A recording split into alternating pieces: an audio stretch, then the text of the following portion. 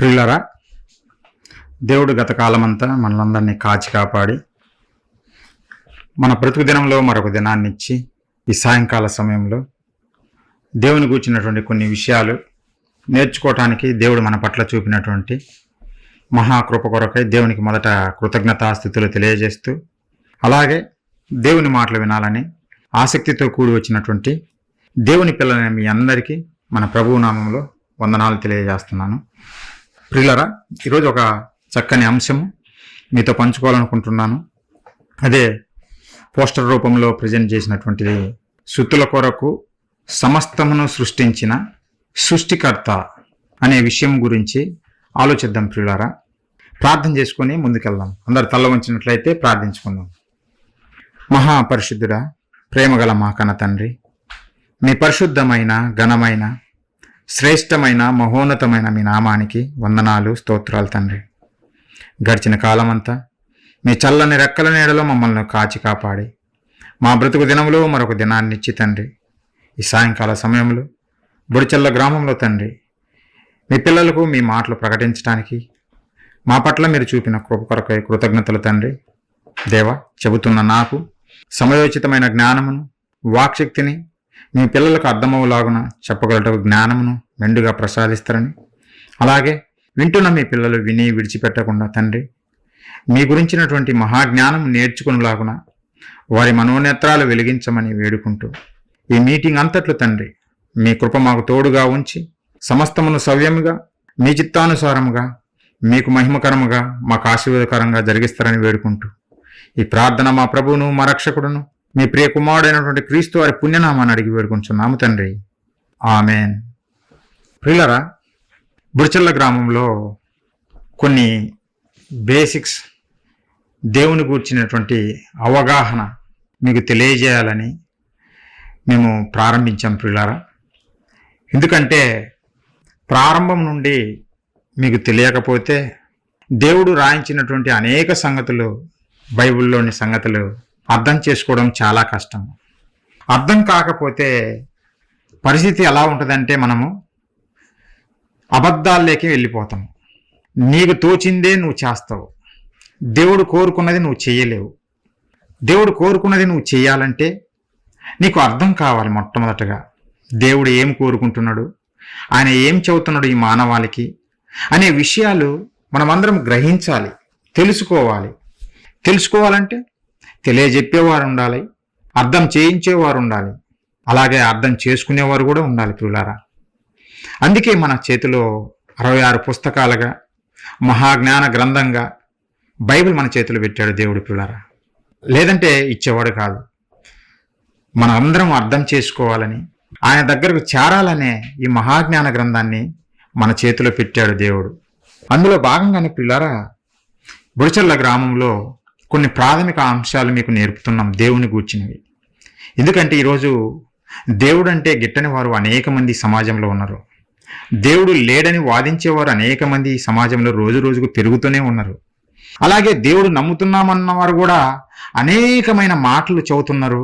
మీరు టీవీలు ఓపెన్ చేస్తే మీకు అర్థమైపోతుంటుంది ఏది సత్యమో, ఎవరు నిజం చెబుతున్నారో, ఎవరు అబద్ధం చెబుతున్నారో గ్రహించలేని స్థితిలోకి మనిషి వెళ్ళిపోతాడు. ప్రియులారా, ఇలాంటివన్నీ చూసినప్పుడు అందుకోసమే క్రైస్ట్ చర్చ్ ఖమ్మం మేమంతా ఏం చేయాలనుకున్నామంటే, ప్రతి ఒక్కరికి దేవుని గూర్చిన జ్ఞానం నేర్పాలి, దేవుని గురించినటువంటి ప్రాథమిక అంశాలు నేర్పాలి, ఆయన గురించినటువంటి ఉన్నతమైన సంగతులు మనుషులకు నేర్పాలి. అప్పుడు వీరు తప్పిపోరు. దేవుడు లేడన్నవాడు వచ్చి మనతో వాదించినా సరే మనం తప్పిపోకుండా దేవునిలో స్థిరంగా ఉంటాము. అలాగే మేము దేవుని నమ్ముతున్నామని చెప్పి అనేకమైన కట్టుకథలు చెప్పే వారి మాటలు చూసి కూడా మోసపోకుండా ఉండాలంటే బైబిల్లో ఉన్నటువంటి మాటలను మీకు ప్రారంభం నుంచి మీకు నేర్పితే మీరు ఫలిస్తారు దేవుని కొరకు అనే ఉద్దేశంతో ఈ మాటలు మీకు తెలియజేస్తున్నాం పిల్లారా. కాబట్టి ఇక్కడ కొన్ని రోజుల నుంచి దేవుని గురించినటువంటి విషయాలు మీకు తెలియజేస్తున్నాం. ఆయనకు అనేక పేర్లు ఉన్నాయి.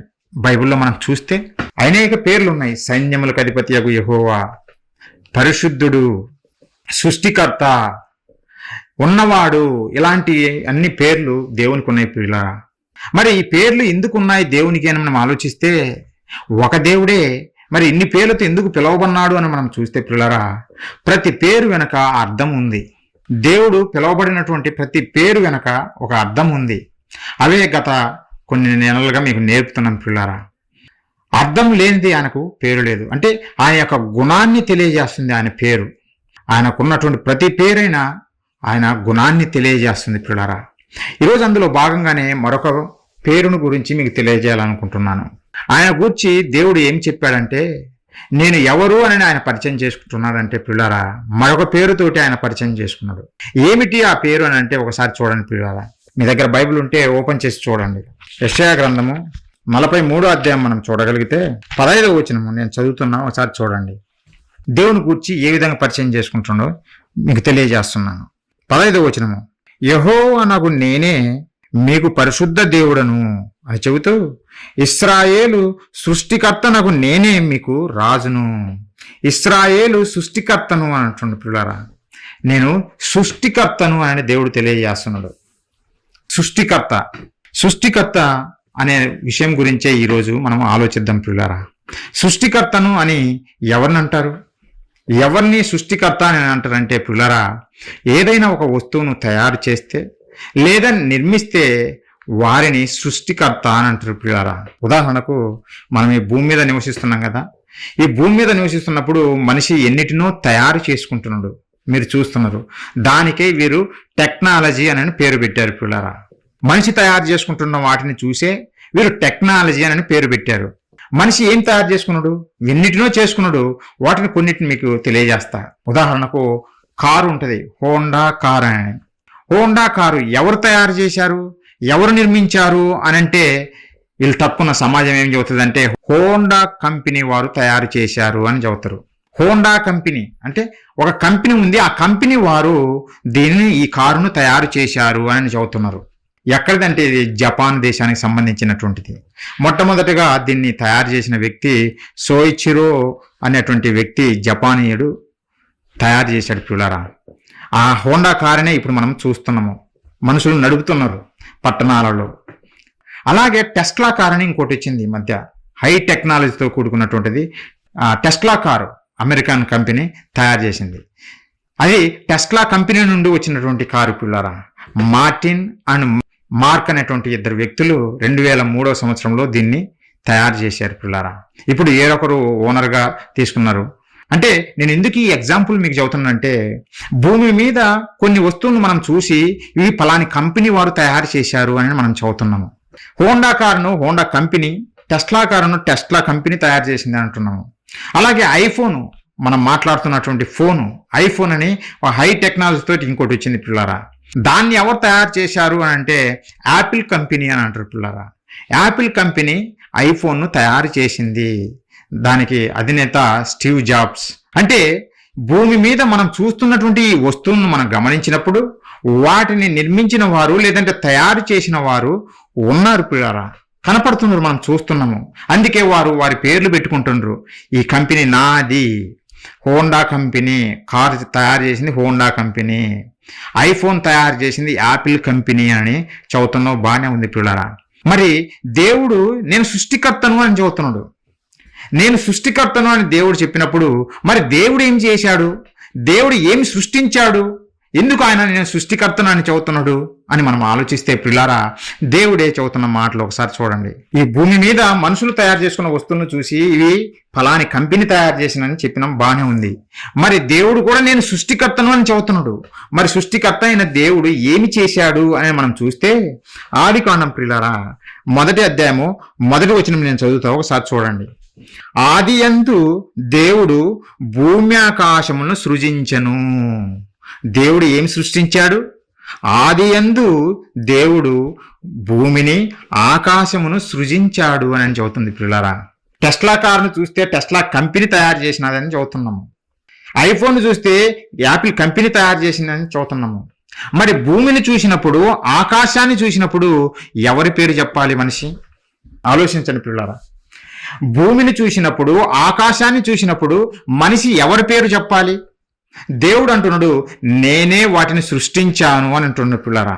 భూమి మేడ్ ఇన్ చైనా కాదు, అంటే చైనా వారు తయారు చేసింది కాదు భూమిని. మేడ్ ఇన్ ఇండియా కాదు అంటే ఇండియాలో తయారు చేసింది కాదు భూమి. మేడ్ ఇన్ అమెరికా కాదు అంటే అమెరికాలో తయారు చేసింది కాదు ఈ భూమి. ఈ భూమి అయినా ఈ ఆకాశమైనా అమెరికా వారు తయారు చేయలేదు, చైనా వారు తయారు చేయలేదు, ఇండియా వారు తయారు చేయలేదు. ఈ ఆరిన నేల మీద నివసిస్తున్న ఏ దేశస్థులైనా ఈ భూమిని చేయలేదు, ఈ ఆకాశమును చేయలేదు. అందుకే వారి పేరు పెట్టుకోలేరు. ఒక కార్ను చూసి నీ పేరు పెట్టుకుంటావు బాగానే ఉంది, ఒక ఫోన్ను చూసి నీ పేరు పెట్టుకుంటావు బాగానే ఉంది, నీ ఇంట్లో టీవీని చూసి దానికి ఒక పేరు కంపెనీ పేరు పెట్టుకున్నావు బాగానే ఉంది. ఎందుకంటే నీవు చేశావు గనక దానికి నీ పేరు పెట్టుకున్నావు బాగానే ఉంది. మరి ఈ భూమిని ఆకాశాన్ని ఎవరి పేరు పెడతావు? మేడ్ ఇన్ చైనా అని నువ్వు అనలేవు, లేదంటే ఏ కంపెనీ పేరు నువ్వు పెట్టలేవు, ఏ శాస్త్రవేత్త పేరు నువ్వు పెట్టలేవు. ఎందుకంటే ఏ ఒక్కరూ తయారు చేయలేదు, ఏ ఒక్కరూ వీటిని నిర్మించలేదు. మరి ఎవరు నిర్మించారు, ఎవరు చేశారు అని అంటే సృష్టికర్త. అందుకే చదువుతున్నాడు, నేను చేశాను ఈ భూమిని ఆకాశమును ఆది యందు నేను సృజించాను అని దేవుడు చదువుతుండు పిల్లరా. అందుకే ఆయన పేరు పెట్టుకుంటుండు. ఈ సృష్టికి నిర్మాణకుడు ఎవరు అంటే దేవుడు పిల్లరా. అది వాస్తవము.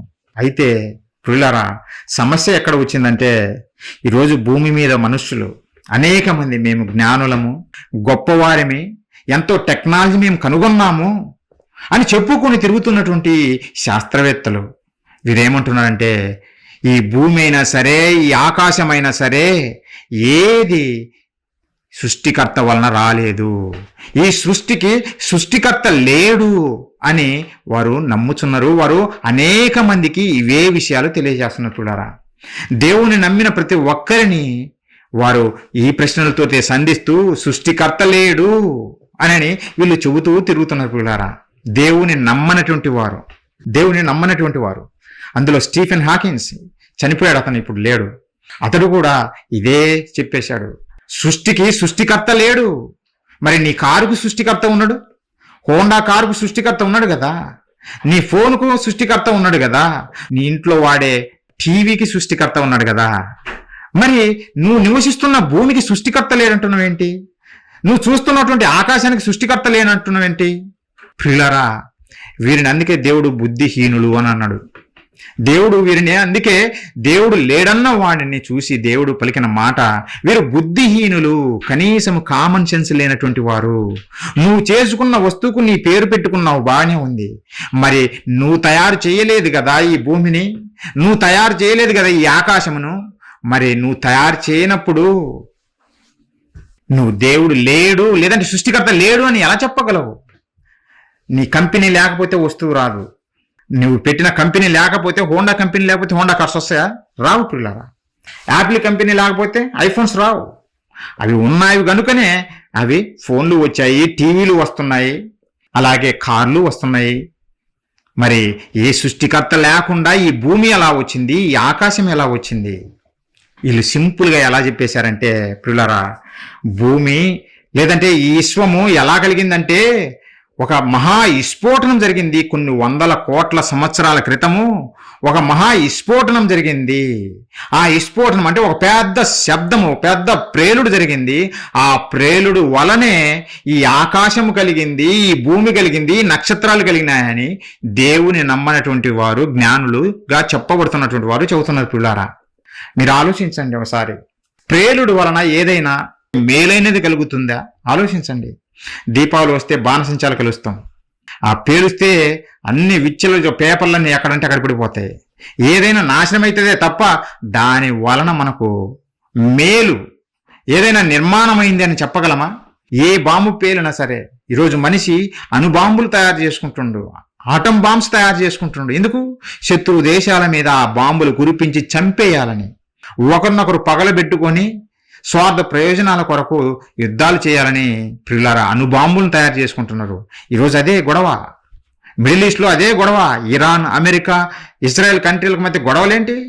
ఇవే ప్రియులారా. అణుబాంబులు నువ్వు చేయొద్దు అని అమెరికా చెబుతుంది, వారు మేము చేస్తామని వాళ్ళు అంటున్నారు. ఎందుకు? ఒకరినొకరు చంపుకోవడం కొరకు. అంటే ఎందుకు ఈ ఎగ్జాంపుల్ చెబుతున్నానంటే ప్రియులారా, ఒక ప్రేరుడు వలన మంచి జరగదు, కీడే జరుగుతుంది. ఒకనాడు అమెరికా జపాన్ మీద హిరోషిమా నాగసాకి అనే 2 పట్టణాల మీద 2 అణుబాంబులు వేసింది ప్రియులారా. ఆ అణుబాంబులు వేసినప్పుడు ఎంతో ప్రాణ నష్టం జరిగింది, ఎంతో ఆస్తి నష్టం జరిగింది. ఆ అణుబాంబులు వేయటం వలన మరొక దేశం పుట్టింది అని ఏ ఒక్కరు చెప్పలేరు, మరొక కొత్తది పుట్టింది అని ఏ ఒక్కరు చెప్పలేరు ప్రియులారా. ఎందుకంటే బాంబుల వలన లేదంటే ప్రేలుడు వలన ఈడే జరుగుతుంది తప్ప మేలు జరగదు ప్రియులారా. అయితే దేవుని నమ్మనటువంటి వీరు జ్ఞానులు ఏమని చెబుతున్నారంటే, ఒక మహా విస్ఫోటనం జరిగింది, ఒక పెద్ద ప్రేలుడు వలన ఈ విశ్వం కలిగింది అని వాళ్ళు తెలియజేస్తుంది పిల్లరా. ఆ ప్రేలుడికి వీళ్ళు ఏం పెట్టారో తెలిసిన పేరు బిగ్ బ్యాంగ్ థియరీ అని పెట్టారు. బిగ్ బ్యాంగ్, పెద్ద శబ్దం వలన ఈ విశ్వం కలిగింది అని చెబుతున్నారు పిల్లరా. అయితే పిల్లరా, శాస్త్రవేత్తలు ఎప్పుడు ఈ సృష్టిని ఆలోచించి వాళ్ళు ఈ విషయాలన్నీ తెలియజేస్తుంటారు. అలా చెప్పిన ఎన్ని వాస్తవాలని కాదు పిల్లరా. వారు ప్రేలుడు జరిగింది లేదంటే మహాశబ్దం వలన ఈ విశ్వం కలిగిందని చెప్పారే గాని ఆ శబ్దం ఏమిటో వారు పసిగట్టలేకపోయారు పిల్లరా. ఆ శబ్దం ఏమిటో ఈ శాస్త్రవేత్తలకు అర్థం కాలేదు. ఎందుకో తెలుసునా? వారు దేవుని నమ్మరు గనక.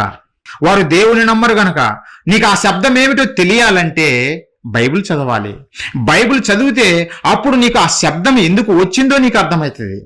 అది ప్రేరుడా లేదంటే మరొక శబ్దమా అనేది నీకు అర్థమవుతుంది పిల్లరా. వీరు బైబిల్ చదవలేదు గనక, ఒకవేళ చదివినా తప్పులు పట్టడానికి చదువుతారు కనుకనే వీరికి అర్థం కావటం లేదు బైబిల్ పిల్లరా. అందుకే వీరు బిగ్ బ్యాంగ్ థియరీ అని పేరు పెట్టేశారు. దేవుని నమ్మరు గనక. ఒక పెద్ద పేలుడు సంభవించింది, అందుకే విశ్వం వచ్చింది అంటుండ్రు. బైబిల్ ఎంత గొప్ప జ్ఞాన గ్రంథం అంటే పిల్లరా, నిజంగా శాస్త్రవేత్తలు దేవుని నమ్మలేదు గనక వారికి అర్థం కావటం లేదు. కానీ ఒకసారి బైబిల్ చదివితే దేవుడు ఏమి చెప్పాడో ఈ విశ్వం గురించి వారికి చాలా క్లియర్గా అర్థమవుతుంది, వారికి చాలా బాగా అర్థమవుతుంది. అదే చదవలేదు గనకనే పొరపడిపోతున్నారు పిల్లరా. ఇప్పుడు మీకు తెలియజేయాలనుకుంటున్నా, వారు బిగ్ బ్యాంగ్ అని పేరు పెట్టారు. ఒక పెద్ద ప్రేలుడు, ఒక పెద్ద శబ్దం వచ్చిందన్నారు.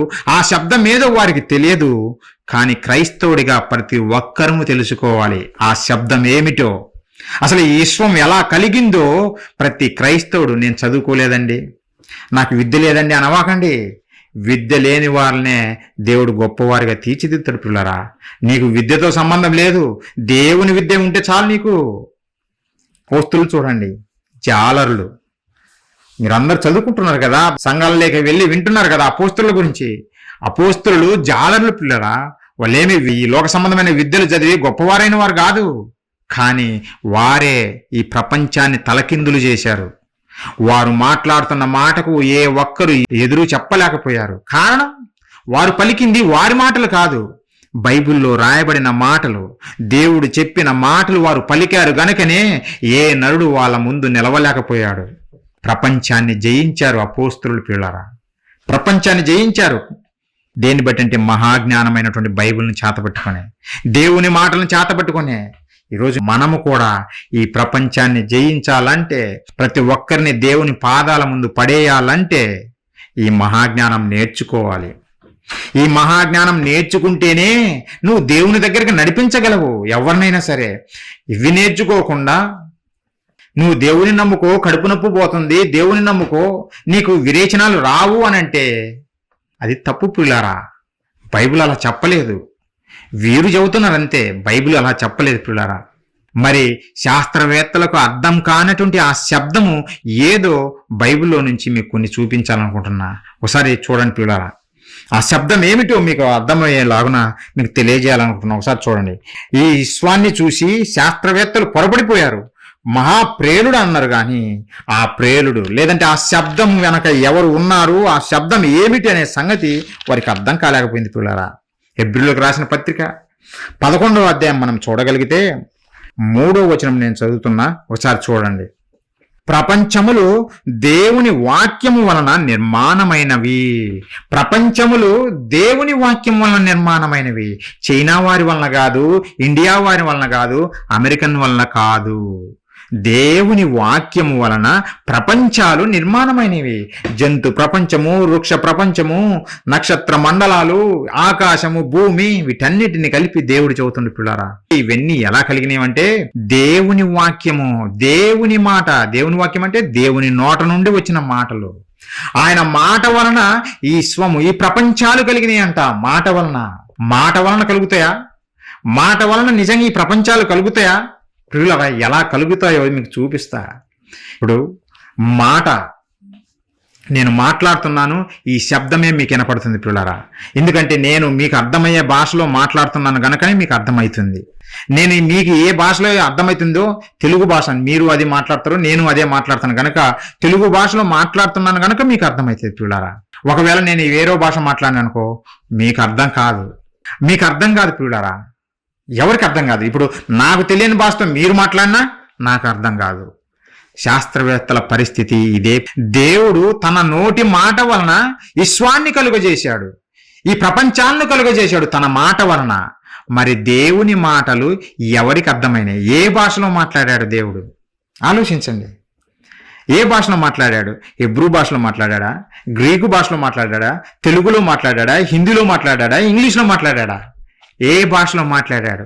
ఈ శాస్త్రవేత్తకు అర్థం కావటం కొరకు ప్రారంభంలో మనిషే ఈ భూమి మీదకి రాకమునుపు ఈ విశ్వం కలిగింది. ఆ విశ్వం కలిగించినప్పుడు దేవుడు తన నోటి మాట వలన కలిగించాను అని చెప్పాడు కదా. మరి ఆయన మాటలు ఎలా ఉన్నాయి? దేవుడు ఆత్మ అని బైబిల్లో ఉంది, మీరందరూ చదివారు. దేవుడు ఆత్మ అని బైబిల్లో ఉంది. మరి ఆత్మ ఏ విధమైన భాషతో మాట్లాడుతుంది? ఆత్మ మాట్లాడిన భాష నీకు అర్థం కాదు, మనిషికి అర్థం కాదు. ఆత్మ పలికిన మాటలు నీకు అర్థం కావు. శాస్త్రవేత్తలు ఈ ప్రకృతిని పరిశోధించారు కనుకనే ఒక ప్రేలుడు, ఒక పెద్ద శబ్దం వచ్చిందని అబ్జర్వ్ చేశారే కానీ ఆ శబ్దము ఏంటిది, ఎక్కడి నుంచి వచ్చిందనేది వాళ్ళు పసిగట్టలేకపోయారు పిల్లరా. ఆ శబ్దం ఎలా వచ్చిందో తెలుసునా? ఒకసారి చూడండి పిల్లరా, మీకు అర్థమయ్యే విధంగా తెలియజేస్తాను. ఈ విశ్వం ఎలా కలిగింది, ఈ విశ్వంలో ఉన్నవి ఎలా కలిగినవి అని చూస్తే కీర్తన గ్రంథము 148 పిల్లరా 3వ వచనం నుంచి, సూర్య చంద్రులారా ఆయనను స్తుతించుడి, కాంతి గల నక్షత్రములారా మీరందరూ ఆయనను స్తుతించుడి, పరమాకాశములారా ఆకాశము పైన ఉన్న జలములారా ఆయనను స్తుతించుడి, ఎందుకంటే ఆయన ఆజ్ఞ ఇయ్యగా అవి పుట్టెను. ఆయన ఆజ్ఞ ఇవ్వగా అవి పుట్టెను. ఎవరు ఆజ్ఞ ఇవ్వగా? సృష్టికర్త ఆజ్ఞ ఇస్తే ఈ సృష్టి కలిగింది పిల్లరా. ఈ ప్రకృతి కలిగింది. మనం చూస్తున్నటువంటి ప్రకృతి, మనం అనుభవిస్తున్నటువంటి ఈ ప్రకృతి ఈ సృష్టికర్త మాట వలన కలిగింది, ఆయన ఆజ్ఞ వలన కలిగింది. ఎలా కలిగింది? వెలుగు కలుగునుగాక అన్నాడు, ఆజ్ఞ. వెలుగు కలుగునుగాక అని ఆజ్ఞాపించాడు, వెలుగు వచ్చేసింది. జలముల మధ్య మహావిశాలం కలుగునుగాక అని పలికాడు, మహావిశాలం కలిగింది. దానికి ఆకాశము అని పేరు పెట్టాడు. అలాగే నేల కనపడునుగాక అన్నాడు, ఆ భూమికి వచ్చేసింది ప్రియులారా. భూమి మీద చెట్లు వృక్షములు ఇవన్నీ కలుగునుగాకని పలికాడు, అవన్నీ వచ్చేసాయి.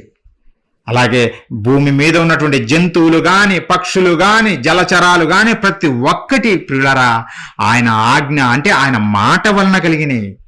దేవుడు చెప్పగా కలిగినవి ఇవన్నీ. ఏ భాషలో చెప్పాడో మనకు తెలియదు, అది ఆత్మల భాష. నీకేమర్థమైతుంది ఆ భాష? మనకు అర్థం కాదు. శాస్త్రవేత్తకు అర్థం కాలేదు కనుకనే వాడు పేరుడు అని చెబుతున్నాడు తప్ప ఆ శబ్దం వెనుక ఉన్నది ఎవరో గుర్తుపట్టలేకపోతున్నాడు. ఆ శబ్దం వెనుక ఎవరున్నారో తెలియాలంటే బైబిల్ చదవాలి. బైబిల్ చదివితే నీకు అప్పుడు అర్థమవుతుంది. ఆహా, నాకు అర్థం కాని శబ్దం ఒకటి ఉంది, ఆ శబ్దము ఏదో కాదు, దేవుని మాట. దేవుడు ఆజ్ఞాపించగా ఇవి కలిగినవి అని అప్పుడు అర్థం చేసుకుంటాడు మనిషి. నువ్వు బైబిల్ చదవకుండా ఏదో పేరుడు సంభవించింది అని అబద్ధాలు చెబితే మోసపోయేది నీవే. సృష్టికర్త దగ్గరికి చేరకుండా చివరికి నరకానికి పోయేది నీవే. అందుకే బైబిల్ చదవాలి. శాస్త్రవేత్త అయినా సరే, ఈ మారిన నేల మీద నివాసం చేస్తున్న ప్రతి మనిషి బైబిల్ చదవాలి. అప్పుడు నీకు ఎన్నో సంగతులు నీకు అర్థం కానివి కూడా దేవుడు తెలియజేస్తాడు పిల్లారా. శాస్త్రవేత్తలు పొరపడిపోయారు. మహాప్రేలుడు జరిగింది అంటున్నారే గాని ఆ ప్రేలుడు వెనక, ఆ ప్రేలుడు కాదు, ఆ శబ్దం వెనక దేవుడు ఉన్నాడు. దేవుని ఆజ్ఞ వలన ఇవన్నీ కలిగావి అని బైబిల్ చాలా క్లియర్గా చెబుతుంది. ఆకాశమును, మనం ఆకాశం చూడండి, మనకు ఎలా అనిపిస్తుంది? ఆకాశం చూస్తుంటే పిల్లరా చాలా దగ్గరగా ఉన్నట్టు ఉంటుంది, చాలా దగ్గరగా ఉంది, మన పక్కనే తల్లుబాటు ఉన్నట్టుగా అని అనిపిస్తుంటది పిల్లరా. కానీ ఆకాశం అంత దగ్గరలో లేదు. ఈ శాస్త్రవేత్తలు చెబుతున్నారు ఆకాశపు అంచును కనుగొనాలని చూస్తూ, ఈ ఆకాశపు అంచును ఏ రోజైనా మనం రీచ్ అవ్వాలని చూస్తూ ప్రయత్నాలు చేస్తున్నారు. వారి వలన కాదు, వారికి ఆశ్చర్యం కలుగుతుంది. ఎందుకో తెలుసునా? వారు అబ్జర్వబుల్ యూనివర్స్ అంటే వారికి ఊహకు కేవలము ఊహించటానికే వారి లెక్కలు సరిపోవటం లేదు. కిలోమీటర్లు, మీటర్లు, మైల్స్ ఈ లెక్కలు సరిపోవటం లేదు వారికి. ఈ లెక్కలు సరిపోక ఈ విశ్వంలో లేదంటే ఈ ప్రకృతిలో వేగంగా ప్రయాణించేటువంటిది ఒకటి ఉంది. అదే కాంతి, వెలుగు. వెలుగు వేగంగా ప్రయాణిస్తుంది పిల్లరా. ఒక సెకనుకు దాదాపుగా 3 లక్షల కిలోమీటర్ల వేగంతో పరుగులు తీస్తుంటది వెలుగు. మనకు సూర్యుడి నుంచి వెలుగు వస్తుంది కదా ఉదయం వెంటనే. అంటే సూర్యుడి నుంచి ఆ వెలుగు భూమి మీదకి రావాలంటే 8 నిమిషాలలో వచ్చేస్తుంది పిల్లారా. నువ్వు ట్రైన్ వేసుకొని వచ్చావనుకో సంవత్సరాలు పడుతుంది, నువ్వు రాలేవు, భూమిని రీచ్ అవ్వలేవు సూర్యుడి నుంచి ఇక్కడికి. సూర్యుని వెలుగు, కాంతి వెలుగు దాదాపు ఒక సెకనుకు ఒక కను రెప్పపాటు అంతే 3 లక్షల కిలోమీటర్ల వేగంతో బయలుదేరుతుంది కాంతి. అందుకే మనకు 8 నిమిషాలలోనే వచ్చేస్తుంది సూర్యుడి నుంచి కాంతి.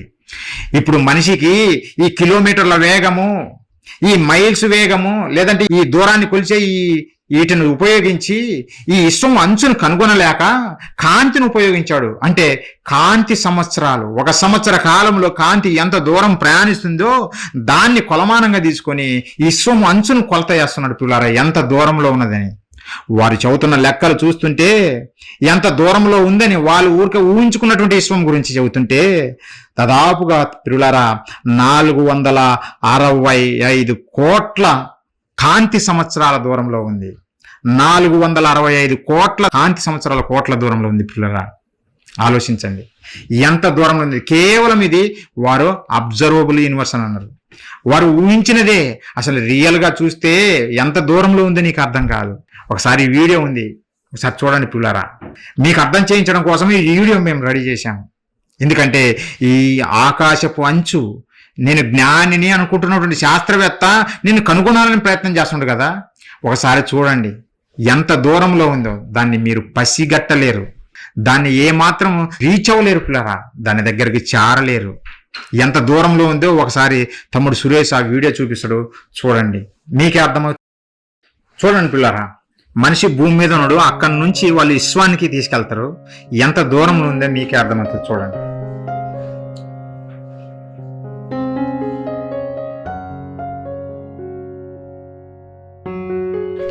ఇది భూమి, భూమిని విడిచి వెళ్తున్నారు వాళ్ళు.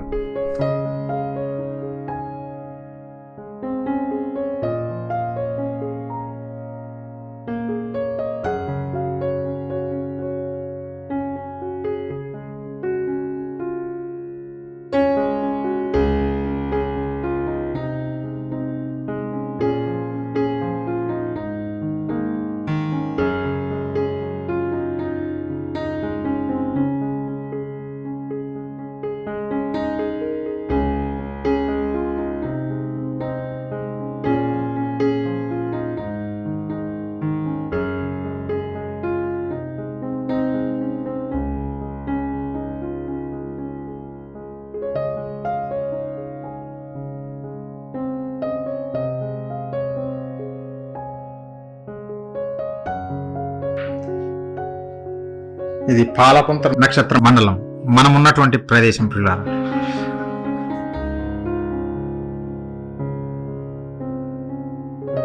అలాంటివి ఎన్నో ఉన్నాయి, కోట్ల నక్షత్ర మండలాలు ఉన్నాయి ఈ విశ్వంలో. అదిగో చూడండి ఎలా ఉందో, దగ్గరికి వెళ్ళి చూస్తే ఎలా ఉంటుంది.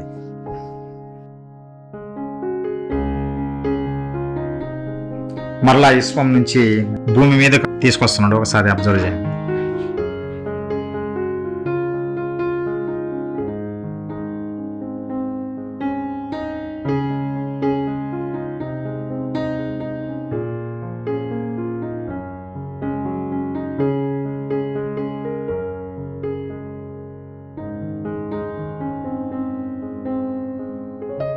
ఓకే, చూశారు కదా పిల్లరా, మనిషికి ఊహకందనంత దూరంలో ఈ విశ్వం ఉంది.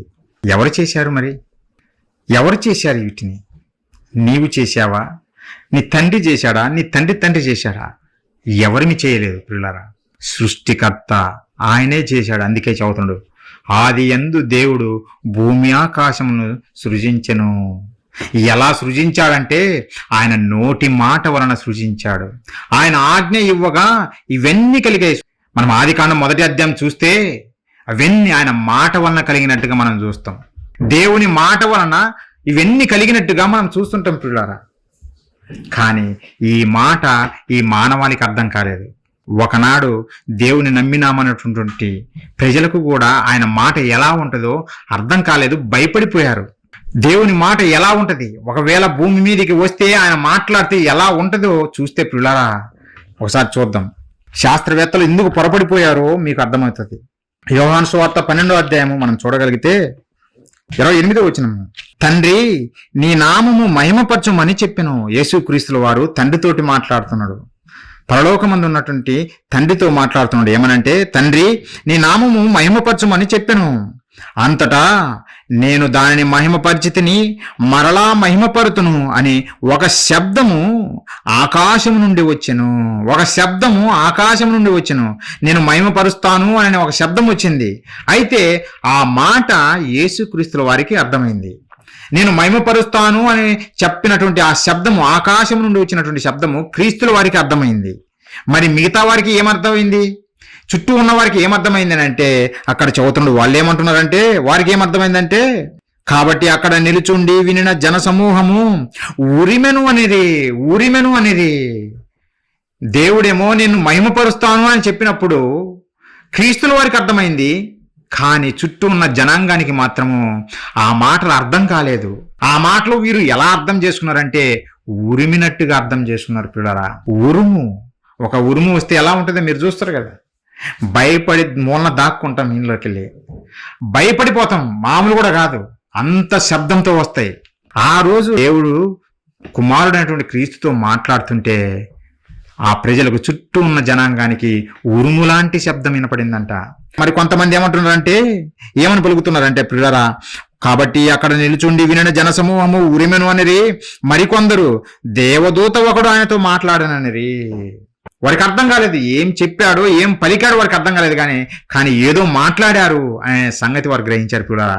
ఈరోజు శాస్త్రవేత్తల పరిస్థితి కూడా ఇదే.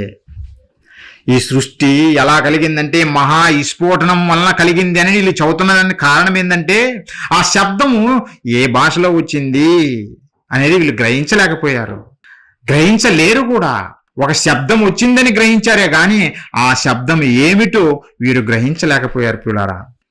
ఒకనాడు క్రీస్తుతోటి తండ్రి మాట్లాడితేనే ఆ చుట్టూ ఉన్న జనాంగం గ్రహించలేకపోయారు పిల్లారా. గ్రహించలేము. ఆయన శబ్దం అలాంటిది. ఆయన మాట్లాడితే అంత పవర్ఫుల్, అంత గంభీరంగా ఉంటుంది. అందుకే యోబు గారి ద్వారా ఈ మాటలు రాయించారు. ఒకసారి చూడండి పిల్లారా. ఆయన గురించినటువంటి, దేవుని గురించినటువంటి విషయాలు మనకు వినపడుతున్నవి మిక్కిలి మెల్లనైన గుసగుస శబ్దము లాంటివి అని అంటుండే పిల్లారా. ఆయన మాట్లాడిన, ఆయన దృష్టికి మిక్కిలి మెల్లనైన గుసగుస లాంటిది. నిజంగా ఆయన శక్తితో మాట్లాడితే మనిషి తట్టుకోలేడు పిల్లారా. ఎలా ఉంటుంది ఆయన వాయిస్ తెలియజేస్తున్నాడు. యోబు గ్రంథము 26వ అధ్యాయం మనం చూడగలిగితే 14వ వచనం పిల్లరా, 14వ వచనం, ఇవి ఆయన కార్యములలో స్వల్పములు, ఆయన గూర్చి మనకు వినబడుచున్నది మిక్కిలి మెల్లనైన గుసగుస శబ్దము పాటిదే కదా. గర్జనలు చేయు ఆయన మహాబలము ఎంతైనది గ్రహింపగలవాడెవడు. ఆయన గర్జన చేస్తే ఎవరు గ్రహించగలరు?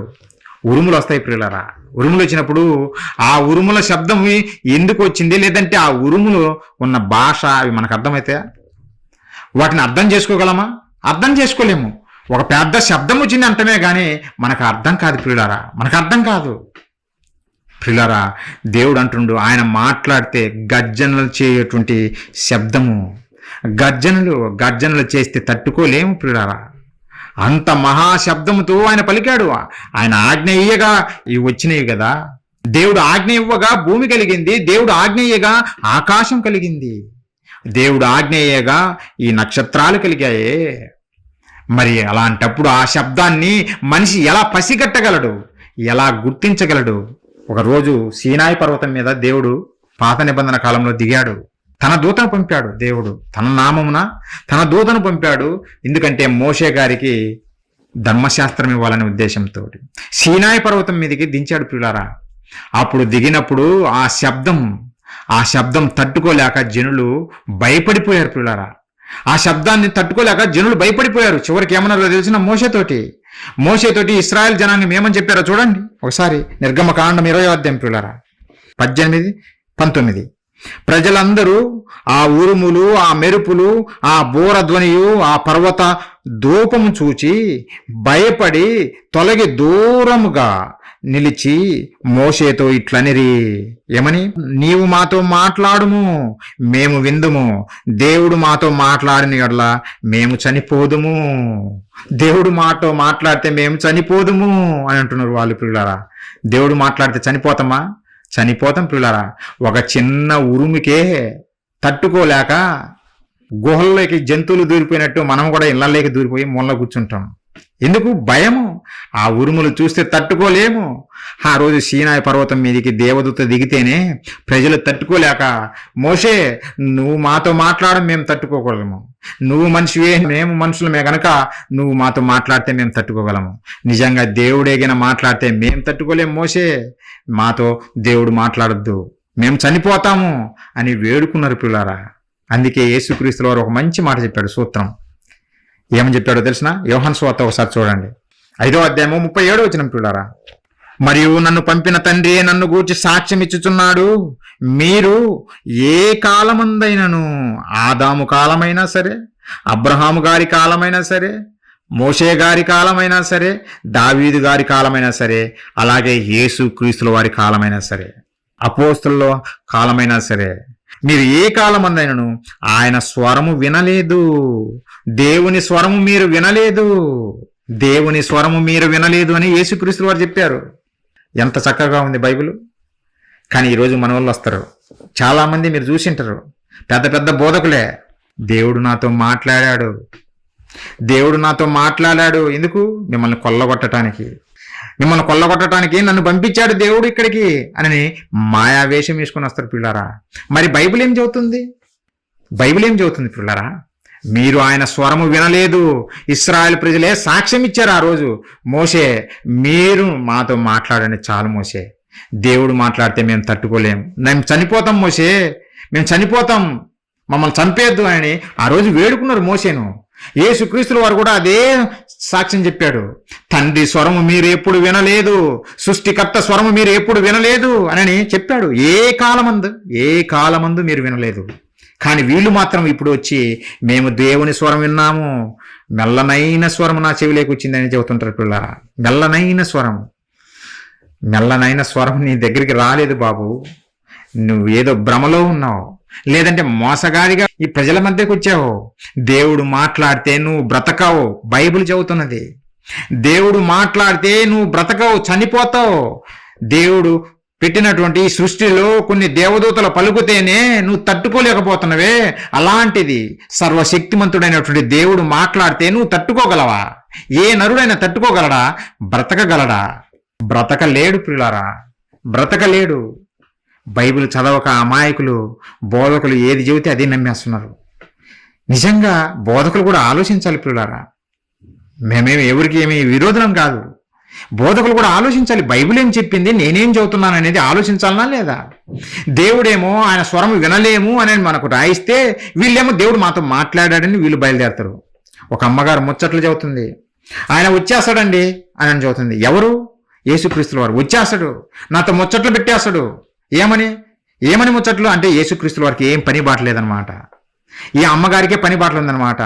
వంట చేస్తున్నప్పుడు కూడా సరే వచ్చేసేయి, నాతో వచ్చేసేయి, మన ఇద్దరం కబుర్లు చెప్పుకుందాం. మరి వంట ప్రభువా అని అడుగుతుందంట అమ్మగారు. వంట ఎవరు చేస్తారు ప్రభువా? నీకెందుకు, నేను దూతలను పంపిస్తలే, నువ్వు వచ్చేసేయి, మన ఇద్దరం ఖాళీగా కూర్చొని కబుర్లు చెప్పుకుందాం, ఈ విశ్వం గురించి పక్కన పెట్టేద్దాం. అమ్మగారిని ప్రేమించి యేసుక్రీస్తుల వారు వచ్చారంట. ఎవరు వీళ్ళు? బోధకులే. వీళ్ళు బోధకులే పిల్లారా. ఇలాంటి వారు ఈ సమాజంలోకి వచ్చారు కనుకనే ఈరోజు పరలోకపు కన్న తండ్రిని అపార్థం చేసుకొని చివరికి దేవుడు లేడనే దగ్గరికి వచ్చేసారు పిల్లారా. ఇలాంటి మాయ మాటలన్నీ చెబితే ఎవరైనా నమ్ముతారా? ఆలోచించండి. ఇలాంటి కబుర్లు, లేనిపోని కబుర్లు చెబితే నీకు వినటానికి బాగానే ఉన్నాయి. ఒక అమ్మగారు చెబుతుంది, అంత పప్పు చేసిందంట, బాగానే ఉందంట. పప్పు చేసిన తర్వాత ఉప్పేయడం మర్చిపోయిందంట. ఉప్పేయడం మర్చిపోతే అప్పుడు పరిశుద్ధాత్మ దేవుని అడుగుతుందంట, ఎందుకు పరిశుద్ధాత్మ దేవా నాకు ఎందుకు గుర్తు చేయలేదు ఉప్పేయమని గుర్తు చేయాలి కదా అని ఆ దేవుణ్ణి అడుగుతుంది అమ్మగారు. ఎక్కడి నుంచి వచ్చారు పిల్లారా ఈ సంతంతా? ఎర్ర బస్సు ఎక్కి వచ్చారా అని అనిపిస్తుంటుంది. ఏ ఎర్ర బస్సు ఎక్కి వచ్చారు అని అనిపిస్తుంటుంది పిల్లారా. నిజంగా దేవుని ఇంత చిన్న చూపుగా చూపిస్తున్నారు పిల్లారా, ఇంత చిన్న చూపుగా. మరొకమ్మ బయలుదేరుతుంది. ఇంకా ఇంట్లో ఏ చిన్న రవ్వంతా కూడా డస్ట్ పార్టికల్ ఉండకుండా చీపురు పట్టుకొని విపరీతంగా తుడుస్తుందంట అమ్మగారు. విపరీతంగా ఆ తుడుస్తుంటే ఆ చీపురు పట్టుకున్న దగ్గర పాపం మణికట్టు నొప్పి పుట్టిందంట. అంటే సచిన్ టెండూల్కర్ బాగా బ్యాట్ తీసుకొని బాల్ను కొట్టినప్పుడు బాగా వృష్టి నొప్పి పుట్టిందో, అమ్మగారు కూడా ఇంట్లో ధూళిని బాల్ని 6లు 4లు కొట్టడం బట్టి అమ్మగారికి వృష్టి నొప్పి పుట్టిందంట. నొప్పి పుడితే అప్పుడు స్వరమైన పడిందంట అమ్మగారికి. ఏమని? అమ్మా, నువ్వు అక్కడ కాదు చీపురు పట్టుకోవాల్సింది, చివరన పట్టుకో.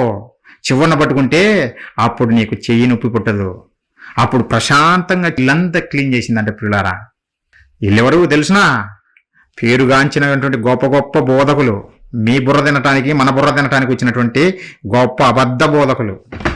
బైబిల్ ఏం చదువుతుంది ఎవరైనా చూస్తున్నారా? కనీసం ఆమె చదువుతున్నప్పుడు ఆ పక్కన కూర్చున్న వాళ్ళు బైబిల్ ఏం చెప్పింది, నువ్వేం చదువుతున్నావు? ఆయన స్వరము వినలేరు, వింటే చస్తారు అని బైబిల్ చెప్పినప్పుడు నువ్వేంటి నాకు దేవుడు మాట్లాడానని చెబుతున్నావని ఏ ఒక్కరైనా ప్రశ్నిస్తున్నారా? ఇలా ప్రశ్నిస్తున్నందుకు మమ్మల్ని ఈరోజు మా దగ్గర సువార్త ప్రకటించొద్దు, అన్ని జనుల దగ్గర ప్రకటించు అని అంటున్నారు. ప్రియులారా, అన్ని జనులు కూడా ఆలోచించే విషయాలే మేము తెలియజేస్తున్నాం. అన్ని జనులైనా క్రైస్తవులైనా ప్రతి ఒక్కరూ నేర్చుకోవాల్సిన మాటలే మేము బైబిల్లో నుంచి తెలియజేస్తున్నాం. కాదనగలవారు ఎవరైనా ఉన్నారా? మేము చెబుతున్న మాటలను కాదనగలవారు ఎవరైనా ఉన్నారా? ప్రియులారా, దేవుని జ్ఞానం అంటే చీపురు బట్టి ఓడవడము, పప్పులో ఉప్పు వేయడము, గ్యాస్ పోతే గ్యాస్కు ఆర్డర్ ఇవ్వడము ఇవి కాదు, అవి కాదు ప్రియులారా.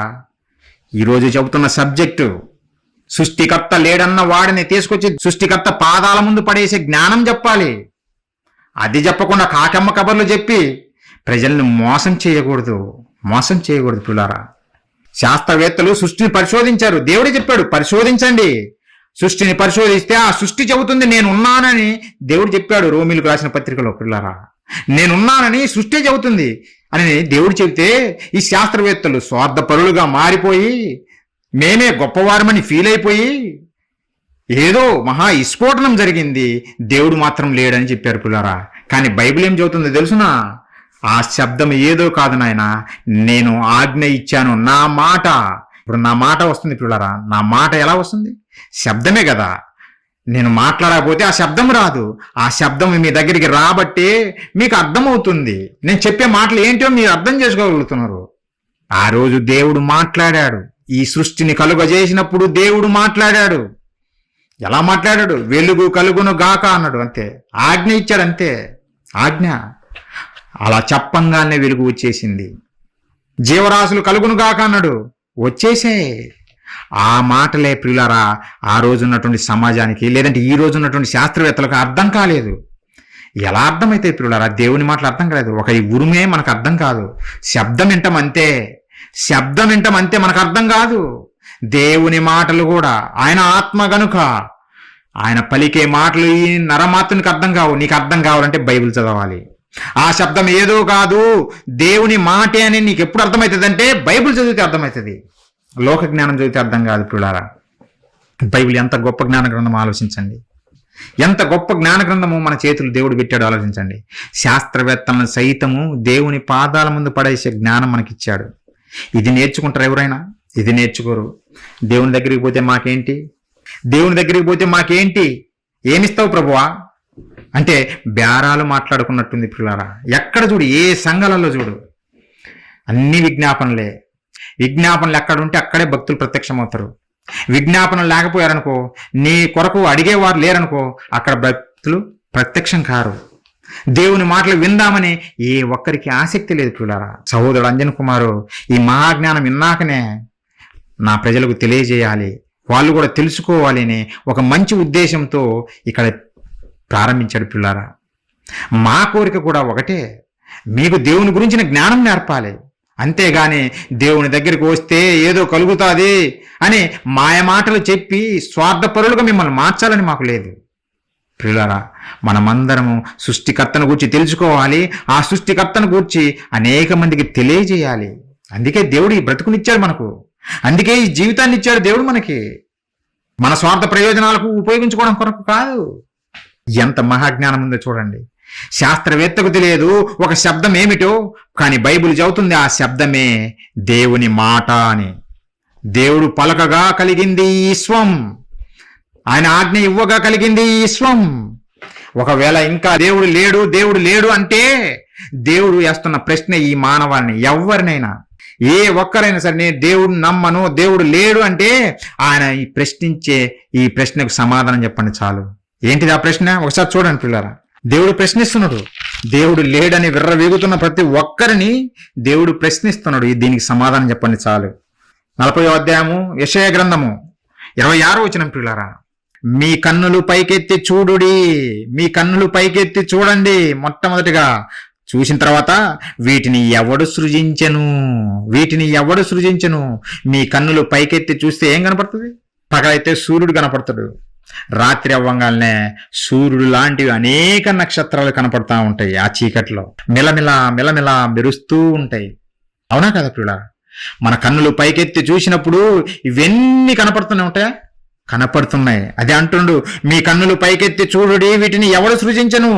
వీటి లెక్క చొప్పున వీటి సమూహములను బయలుదేరి చేసి వీటన్నిటికీ పేర్లు పెట్టి పిలుచువాడే కదా. దేవుడు చెబుతున్నాడు పిల్లారా, ఆయనే సమాధానం చెబుతున్నాడు. దేవుడే సమాధానం చెబుతున్నాడు. ఎవరు చేశారు? చైనా వాడు చేశాడా? చైనా ఫోన్ అని, చైనా ఫోను డబ్బా ఫోన్ అనుకుంటా. చైనా వాడు ఏమైనా చేశాడా? లేదు. లేదంటే అమెరికా వాడు ఏమైనా చేశాడా? లేదు. సృష్టికర్త అయిన దేవుడే ఈ ఆకాశ నక్షత్రాలను కలుగజేశాడు. ఇవన్నీ 1, 2, 3 కాదు పిల్లారా, కోట్ల కొలదిగా ఉన్నాయి. మనకు లెక్క లేదు. మనకు తెలియదు ఎన్ని కోట్ల నక్షత్రాలు ఉన్నాయో ఈ మనిషికి తెలియదు, లేదంటే శాస్త్రవేత్తకు తెలియదు.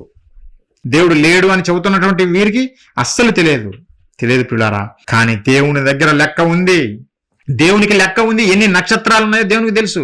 ఎన్ని నక్షత్రాలు కాదు, వాటికి పేర్లు కూడా పెట్టి పిలుస్తున్నాను అంటున్నాడు. నక్షత్రాలన్నిటికీ నేను పేర్లు కూడా పెట్టి పిలుస్తున్నాను. పేర్లు పెట్టి పిలవడమే కాదు, ఇంకా ఏం చేస్తున్నాడో తెలుసు నా దేవుడు. ఒకసారి చూడండి పిల్లారా. 7 గ్రంథము 38వ అధ్యాయం మనం చూడగలిగితే 32వ వచనము. దేవుడు నరులను ప్రశ్నిస్తున్నాడు. దేవుడు లేడన్న వాడిని ప్రశ్నిస్తున్నాడు. 32 వాటి కాలములలో నక్షత్ర రాసులను వచ్చినట్లు చేయగలవా? నరుణ్ణి అడుగుతున్నాడు. నక్షత్ర రాసులు అంటే పిల్లారా గ్రూప్ ఆఫ్ స్టార్స్, అనేక నక్షత్రాలు, ఒక సమూహాన్ని చూసి నక్షత్ర మండలము అంటారు.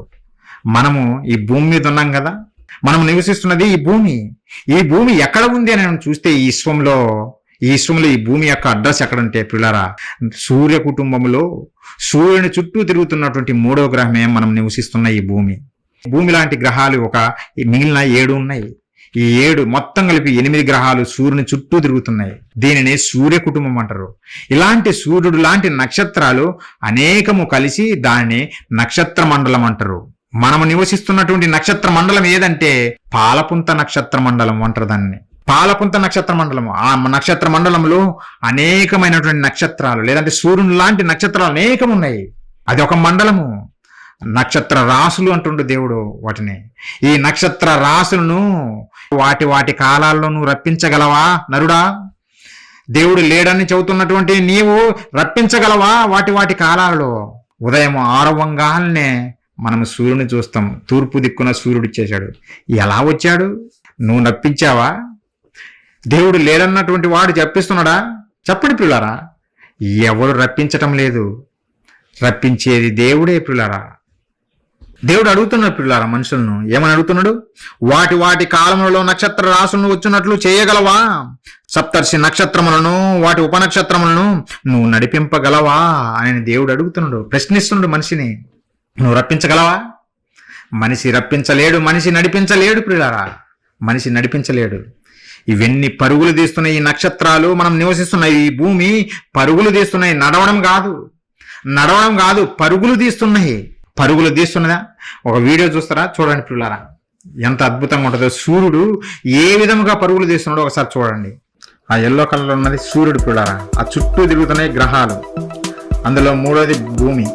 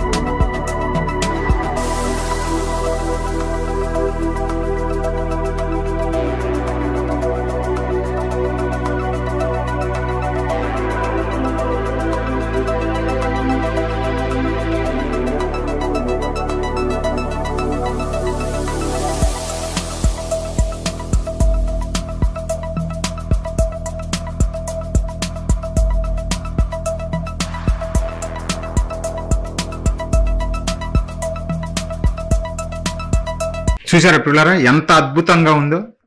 సూర్యుడు నడవడం కాదు, నక్షత్రాలు నడవటం లేదు, పరుగులు తీస్తున్నాయి పిల్లరా. ఒక సెకనుకు సూర్యుని వేగం ఎంతో తెలుసునా?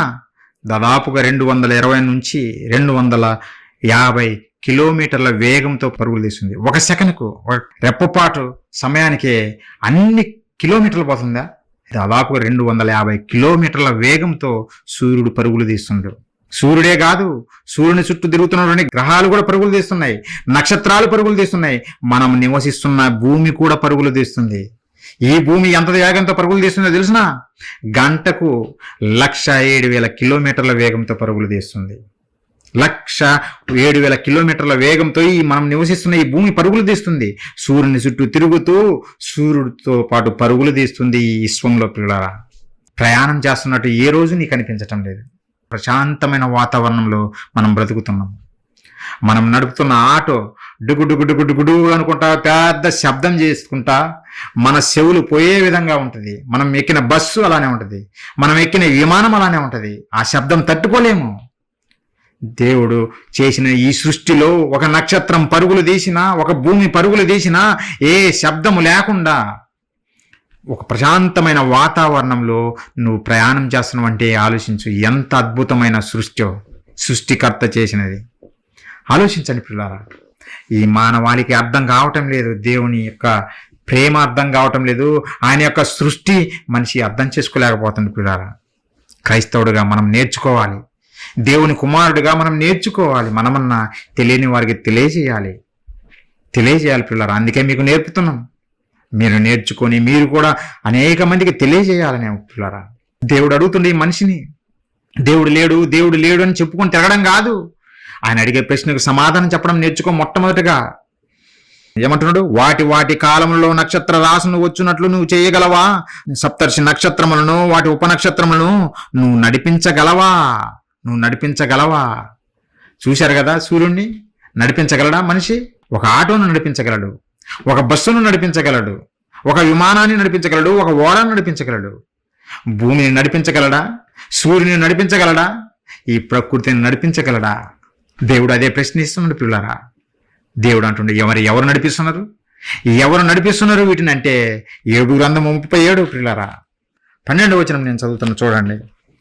ఎవరు నడిపిస్తున్నారు ప్రభువా అని చూస్తే, ఆయన వలన నడిపింపబడినవై. ఎవరి వలన? సృష్టికర్త వలన, దేవుని వలన నడిపింపబడినవై, నరులకు నివాసయోగ్యమైన భూగోళము మీద మెరుపులను మేఘములను సంచారం చేయును. దేవుడే ఈ భూమిని నడిపిస్తున్నాడు, దేవుడే ఈ సూర్యుని నడిపిస్తున్నాడు, కోటాను నక్షత్రాలను నడిపిస్తున్నాడు, టోటల్గా ఈ విశ్వాన్నే నడిపిస్తున్నది సృష్టికర్త అయిన దేవుడు, శాస్త్రవేత్త కాదు. ఒకవేళ దేవుడు లేడంటే మొట్టమొదటిగా భూమిని నడపమని చాలు. నువ్వు నివసిస్తున్న ఈ భూమిని నడుపు, చేతనైతే. నడపలేడు పిల్లరా. దేవుడే నడిపిస్తున్నాడు. మనిషికి అర్థం కావటం లేదు, దేవుని మహాజ్ఞానం మనిషికి అర్థం కావటం లేదు పిల్లరా. మీరైనా అర్థం చేసుకోండి. చివరికి నన్ను సృష్టించింది కూడా ఎవరో తెలుసునా? సృష్టికర్తనే. ఎవరు సృష్టించారు నిన్ను నన్ను? చూడండి పిల్లరా ఆ మాట. యెషయా గ్రంథము 44వ అధ్యాయము 2వ వచనము. నిన్ను సృష్టించి గర్భంలో నిన్ను నిర్మించి నీకు సహాయము చేయువాడనైన యెహోవా ఇలాగు సెలవిచ్చుచున్నాడు. నిన్ను సృష్టించి నిన్ను తల్లి గర్భంలో నేను నిర్మించాను నాయన అని దేవుడు చెబుతున్నాడు. నీకు సహాయం చేస్తున్నాను. ఈ భూమి మీదికి నువ్వు రావటం కొరకు తల్లి గర్భంలో పిండముగా నువ్వు రాలిపోకుండా నీ తల్లి గర్భంలో నిలబెట్టింది నేనే. ఈ అందమైన ఆకారాన్ని నిర్మించింది నేనే, నీ సృష్టికర్తను నేనే అని దేవుడు తెలియజేస్తున్న పిల్లారా. ఈ ప్రకృతిని సృష్టించింది దేవుడే. చివరికి నీకు నాకు దేవుడు లేడన్న వాడికి బ్రతుకునిచ్చింది దేవుడే పిల్లరా. సృష్టికర్త లేనిది ఏది కలగదు. సృష్టికర్త ఉంటేనే సృష్టి ఉంటుంది. ఇది minimum common sense. Honda company ఉంది గనుకనే హోండా కారు ఉంది. యాపిల్ కంపెనీ ఉంది గనుకనే ఐఫోన్ ఉంది. యాపిల్ కంపెనీ లేకపోతే ఐఫోన్ లేదు. కనీసం ఈ మినిమం లాజిక్ కూడా తెలియకుండా సృష్టికర్త లేడు అని ఎలా చెప్పగలవు? నువ్వు దేవుడు లేడని ఈరోజు ఎర్రవీగుతున్నా నిన్ను తల్లి గర్భంలో నిలబెట్టి నీకు సహాయం చేసింది కూడా సృష్టికర్త అయిన దేవుడే పిల్లరా. మరి ఎందుకు దేవుడు ఈ సృష్టినంతా కలగజేశాడు? ఎందుకు ఈ సృష్టినంతా కలగజేశాడు? మనకు ఊహనంత స్థితిలో ఉందే ఈ సృష్టి. ఆకాశం అంచును ఆలోచిస్తుంటేనే మన ఆలోచనలకు దగ్గరలో లేదు. మనం ఊహించలేనంతగా ఉంది. ఒక సూర్యుని వేగము చూసినా, ఒక భూమి వేగం చూసినా మనం తయారు చేసుకున్న వాటినితో ఏమాత్రం పోల్చలేము. ప్రియులారా, ఇంత అందమైన ప్రకృతిని దేవుడు ఎందుకు చేశాడు? మరి ఎందుకు సృష్టించాడు వీటన్నిటినీ అని మనం ఆలోచిస్తే ప్రియులారా, దేవునికి ఒక సంకల్పం ఉంది, దేవునికి ఒక కోరిక ఉంది. ఏమిటో తెలుసునా? ఒకసారి చూడండి ప్రియులారా. ఆయన కలుగజేసింది ఈ సృష్టిని ఎందుకో తెలుసునా? ఎవరి కోసమో తెలుసునా? ఆయన చదువుతున్నాడు. ఆయన కోరిక, ఆయన మనసులోని విషయాలు తెలియజేస్తుండే మనకు ప్రియులారా. ఏమని? ఎఫెసీయులకు రాసిన పత్రిక 1వ అధ్యాయము 4-6 వచనాలు. ఎట్లనగా తన ప్రియుని యందు తాను ఉచితముగా మనకు అనుగ్రహించిన తన కృపామహిమకు కీర్తి కలుగునట్లు తన చిత్త ప్రకారమైన దయా సంకల్పము చొప్పున యేసుక్రీస్తు ద్వారా తనకు కుమారులుగా స్వీకరించుటకై మనల్ని కుమారులుగా స్వీకరించాలనుకుంటున్నట్ట దేవుడు. మనము ఆయనకు కుమారులుగా స్వీకరించుటకై మనల్ని ముందుగా తన కోసము నిర్ణయించుకొని మనము తన ఎదుట పరిశుద్ధులమును నిర్దోషులమై ఉండవలనని జగత్తు పునాది వేయబడక మునిపే ప్రేమ చేత ఆయన క్రీస్తులు మనల్ని ఏర్పరచుకునను. మనల్ని కావాలని కోరుకున్నది నిన్న మొన్న కాదు. మనము పుట్టక మునిపే, మనకు పూర్వీకుడైనటువంటి ఆదాము పుట్టక మునిపే, టోటల్గా ఈ విశ్వమే కలగక మునుపు, జగత్తుకు పునాది వేయబడక మునిపే దేవుడు నీవు నేను కావాలని కోరుకున్నాడు పిల్లరా. జగత్తుకు పునాది వేయబడక మునిపే. శాస్త్రవేత్తలు ఏం చెబుతున్నారో తెలుసునా? ఈ సృష్టి పుట్టి ఇప్పటికి ఎంత కాలమైందని చెబుతున్నారో తెలుసునా? ఎంత కాలమైందంటే దాదాపుగా ప్రియులారా 465 కోట్ల సంవత్సరాల క్రితం కలిగినదని చెబుతున్నారు ప్రియులారా. ఈ విశ్వం పుట్టి ఇంకా ఆలోచించండి. అంటే మన తండ్రి మనసులో, దేవుని మనసులో మనం ఎప్పుడున్నాము? ఎన్నో వందల కోట్ల సంవత్సరాల క్రితమే మనము రావాలని ఆయన కోరుకున్నాడు. ఆయన పిల్లలుగా మనం ఉండాలని ఆయన కోరుకున్నాడు. ఈ తరములో మనల్ని పుట్టించాడు తల్లి గర్భంలో నిలబెట్టి. ఈ తరములో మనం రావాలని తల్లి గర్భంలో నిలబెట్టాడు దేవుడు. అదే కదా యెషయా గారు చెప్పింది. నిన్ను సృష్టించి తల్లి గర్భంలో నిన్ను నిర్మించి నీకు సహాయము చేయవాడనై ఉన్నాను నేనే అని దేవుడు చెబుతుండు. అవును, దేవుడే గీన సహాయము చేయకపోతే తల్లి గర్భములో పిండముగానే రాలిపోదురు ఎవరైనా పిల్లరా. మనతో పాటు అనేక మంది తల్లి గర్భంలోకి ప్రవేశించారు, కానీ వారందరికీ చోటు దక్కలేదు. వారందరికీ దక్కని భాగ్యము మనకు దక్కింది ఈ భూమి మీదకి రావడం కొరకు. మిగతా వారందరూ కణాలుగానే రాలిపోయారు. మనల్ని మాత్రమే దేవుడు ఏర్పరచుకున్నాడు. మనల్నే కావాలని ఈ తరంలో భూమి మీద పుట్టించాడు. ఇంత గొప్ప ప్రేమామయుడైనటువంటి దేవుని ప్రేమను మరిచిపోయి దేవుడు లేడు అని ఈ సమాజం తిరుగుతుంది పిల్లారా. ఎంత విచిత్రం ఆలోచించండి. దేవునికి ఎంత బాధ ఉంటుందో ఈ సమాజాన్ని చూసి ఆలోచించండి. ఎంత బాధ ఉంటుంది. ఆయన చేతులతో నిర్మించుకొని మనల్ని భూమి మీదకి పంపిస్తే నిర్మించిన వాడినే లేడంటే ఎంత బాధ. కన్న తల్లిని చూసి, కన్న తండ్రిని చూసి, కుమారుడు నువ్వు నాకు జన్మనివ్వలేదు, నువ్వెవరో నాకు తెలియదు అని అంటే ఆ తల్లిదండ్రుల హృదయం తట్టుకోగలదా? తట్టుకోలేదే. మానవాళి దేవుని పట్ల చేస్తున్నది ఇదే. ఈ ప్రపంచ మానవాళి దేవుని పట్ల చేస్తున్నది అదే పిల్లరా. జన్మనిచ్చిన దేవుణ్ణి లేడు అంటున్నారు వీళ్ళు.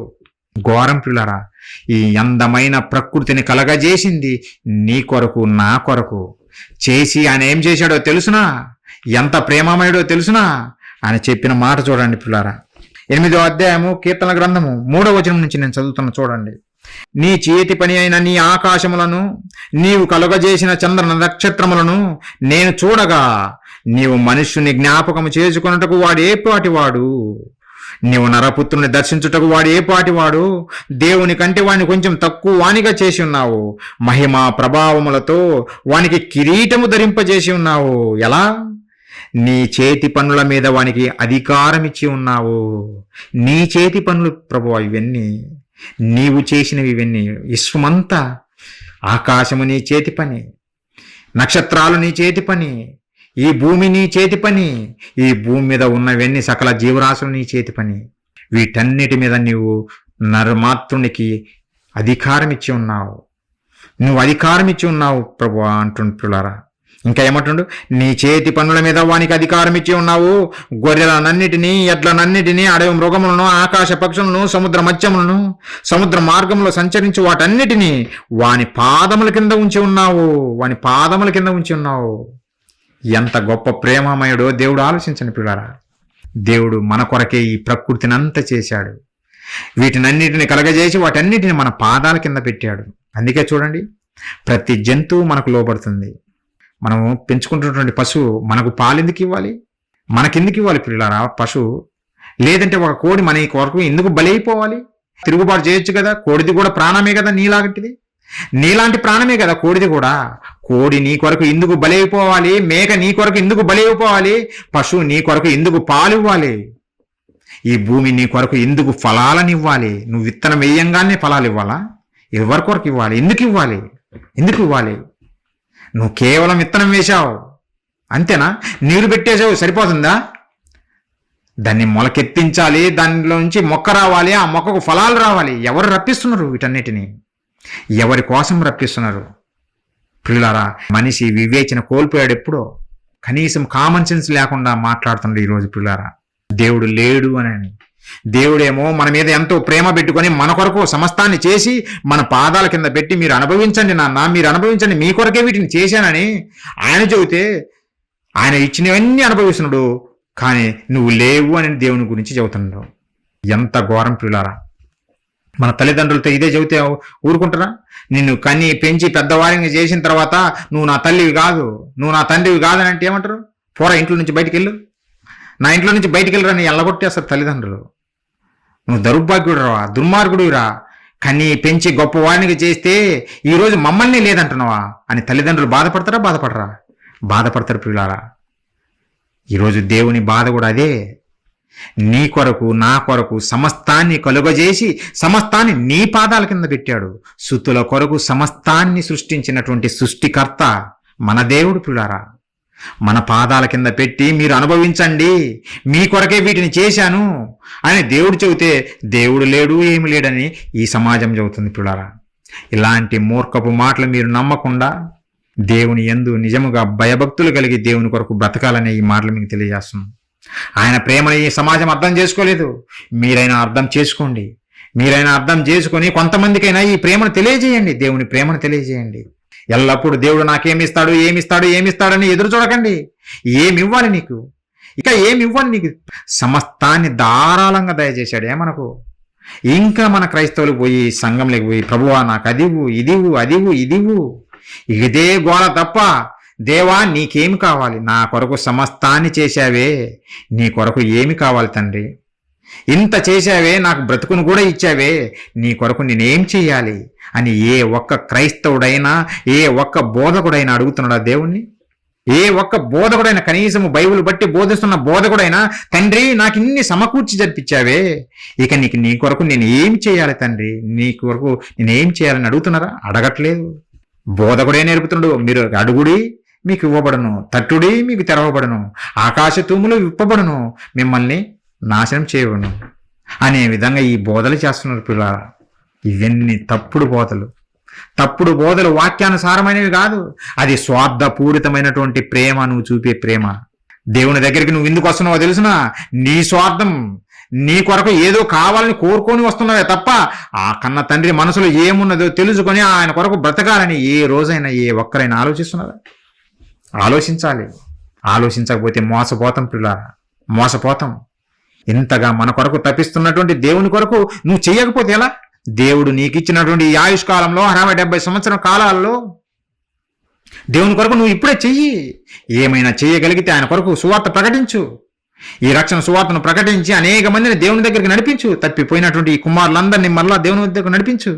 అదే మనకి ఇచ్చాడు పని. అది చేస్తుంటే సువార్త మాకు చెప్పొద్దని కొంతమంది ఈ బుడిచెర్ల గ్రామంలోనే చెబుతున్నారంట. బోధకులే, సంఘస్థులు కాదు పాపం. వాళ్ళ అమాయకులు, వాళ్ళకి తెలియదు కనుక వాళ్ళు ఏం మాట్లాడరు, వాళ్ళు వింటారు. కానీ బోధకులు, మేము బోధకులు అని చెప్పుకుంటున్నట్టు వీరే మాకు చెప్పొద్దు.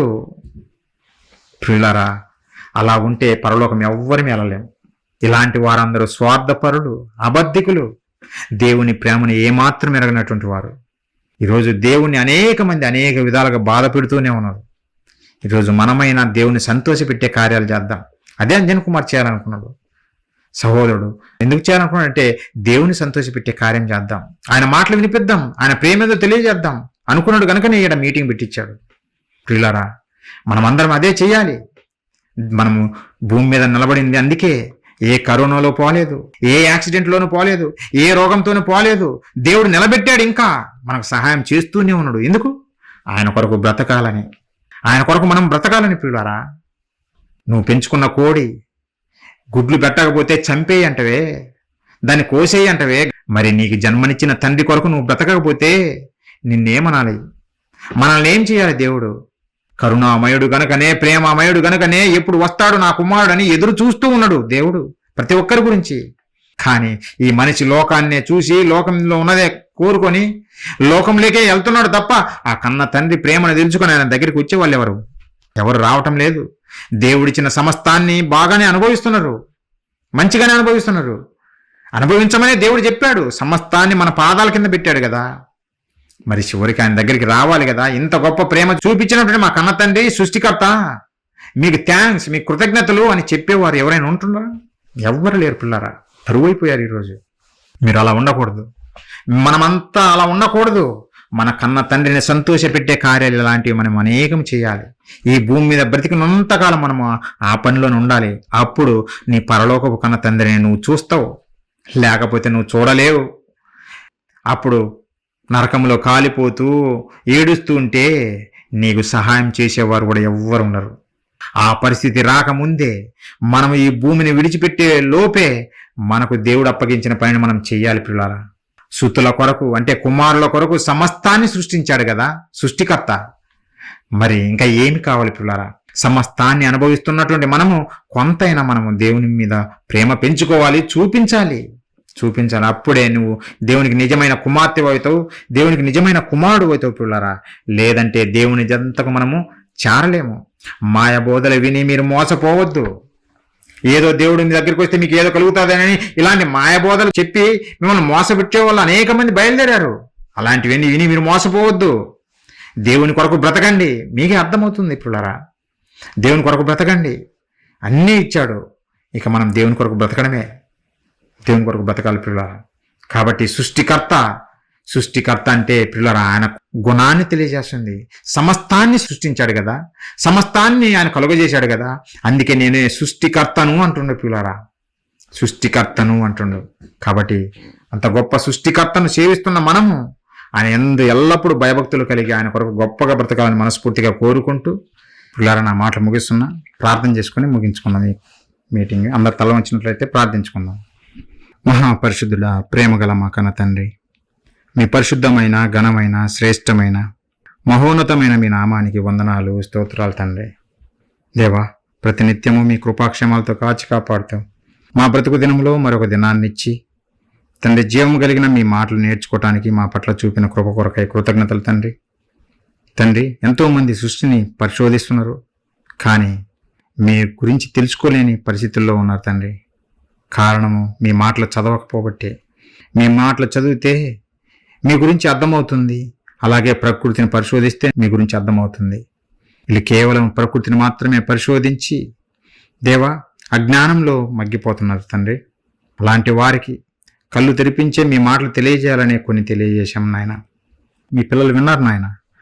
విన్నవారు విని గ్రహించేవారిగా తండ్రి, ఆ మాటల ప్రకారం జీవించేవారిగా మీ కొరకు ఉన్నతంగా బ్రతుకులాగున కృప చూపి నడిపించమని వేడుకుంటున్నాం తండ్రి. మరి ముఖ్యంగా సహోదరుడు అంజన్ కుమార్ మిమ్మల్ని ప్రేమించి ఇక్కడ మీ మాటలు ప్రకటించాలని ఈ మీటింగ్ చేసి ఉండగా తండ్రి, మీ సహాయం, మీ కృప ఆ సహోదరుడి పట్లను, ఆయన కుటుంబం పట్లను చూపండి తండ్రి. మీ గురించి ఫలించేవారుగా మీ కొరకు ఉన్నతంగా బ్రతుకులాగా ఆ కుటుంబాన్ని దీవించమని వేడుకుంటున్నాం తండ్రి. అలాగే మీ మాటలు విన్న మీ ప్రియమైన పిల్లలందరూ బట్టి ప్రార్థిస్తున్నాం తండ్రి. ప్రతి ఒక్కరిని పేరు పేరున దీవించమని, వారి పనిబాట్లలో తోడుగా ఉండి నడిపించమని తండ్రి, మంచి ఆరోగ్యాన్ని, ఆయుష్ను ప్రసాదించమని వేడుకుంటున్నాం నాయన. ప్రతి ఒక్కరూ మీ గురించినటువంటి ఉన్నతమైన జ్ఞానం నేర్చుకొని మీ కొరకు గొప్పగా బ్రతుకులాగున వారికి కావాల్సిన బుద్ధి, జ్ఞానం, వివేచనను మెండుగా ప్రసాదించమని దేవా వేడుకుంటున్నాం నాయన. క్రైస్ట్ చర్చ్ టీం మెంబర్స్ అందరిని బట్టి ప్రార్థిస్తున్నాం. వారికి మంచి ఆరోగ్యాన్ని, ఆయుష్ను ప్రసాదించమని, ఇంకా ఆయన మీ గురించి ఉన్నతమైన కార్యాలు చేయలాగున మాకు బుద్ధిని, జ్ఞానమును, తండ్రి శక్తిని ప్రసాదిస్తారని వేడుకుంటూ తండ్రి ఈ ప్రార్థన మా ప్రభువును మా రక్షకుడును మీ ప్రియ కుమారుడైనటువంటి క్రీస్తు వారి పుణ్యనామాన్ని అడిగి వేడుకుంటున్నాము తండ్రి. ఆమేన్. మనందరికన్నా తండ్రి అయిన దేవుని ప్రేమ, మన ప్రభువు రక్షకుడు క్రీస్తు వారి మహాకృప, పరిశుద్ధాత్మ దేవుని అన్యోన్య సహవాసము మనకును సకల పరిశుద్ధులకును దేవుని చిత్తము చొప్పున జరిగిస్తున్న ప్రతి ఒక్కరికి తోడై ఉండి నడిపించునుగాక. ఆమేన్. ప్రియులారా, మీ అందరికీ ప్రభునామంలో నా వందనాలు తెలియజేస్తున్నాను.